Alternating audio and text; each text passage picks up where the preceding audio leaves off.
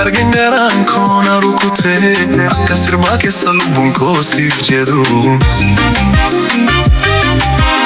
ija kee keessatti fahara argate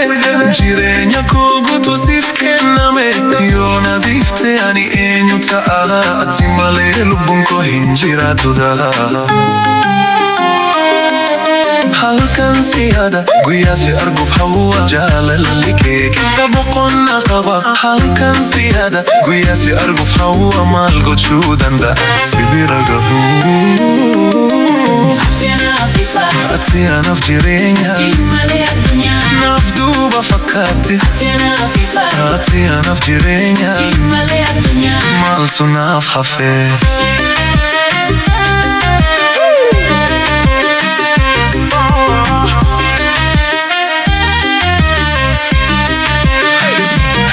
yeroo ati na bira jirtu lafti lafa miti sammuu koo keessa rakkinni hundi batti maqaa kee yaaduun onneen koo tasgabbaa harka keetu kun sodaan keessa na haftuudha akka rooba roobsu bokkaan yaadoona irraa haasa'uun kee qofa gaafa na rakkisu bara si dabee deebi'uuf karaa naaf hin jiru si alaan garaa kana eessa geessu halkan si yaada guyyaa si arguuf hawwa jaalalli kee keessa boqonnaa qaba halkan si yaada guyyaa si arguuf hawwa maal gochuu danda'a si bira gahu ati anaaf jireenya naaf duuba fakkaatti ati anaaf jireenya maaltu naaf hafe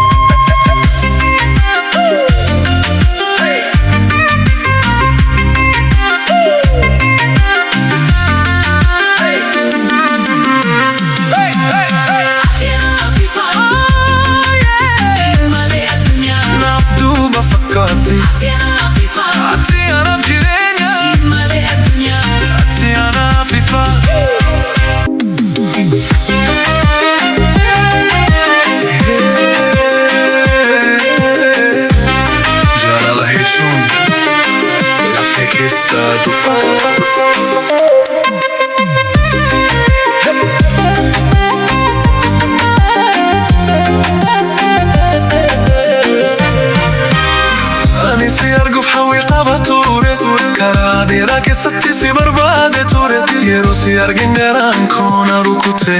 akka sirbaa keessa lubbuun koo siif jedhu ija kee keessatti fahara argate jireenya koo guutuu siif kenname yoo na dhiifte ani eenyu ta'a ati malee lubbuun koo hin jiraatu ta'a halkan si yaada guyyaa si arguuf hawwa jaalalli kee keessa boqonnaa qaba halkan si yaada guyyaa si arguuf hawwa maal gochuu danda'a si bira gahu ati anaaf jireenya naaf duuba fakkaatti ati anaaf jireenya maaltu naaf hafe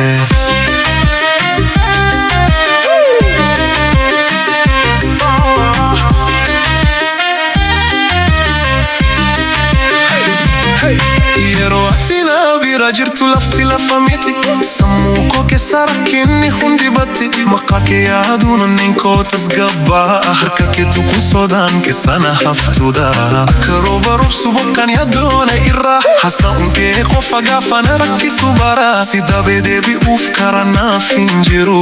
si alaan garaa kana eessa geessu halkan si yaada guyyaa si arguuf hawwa jaalalli kee keessa boqonnaa qaba halkan si yaada guyyaa si arguuf hawwa maal gochuu danda'a si bira gahu ati anaaf jireenya naaf duuba fakkaatti ati anaaf jireenya maaltu naaf hafe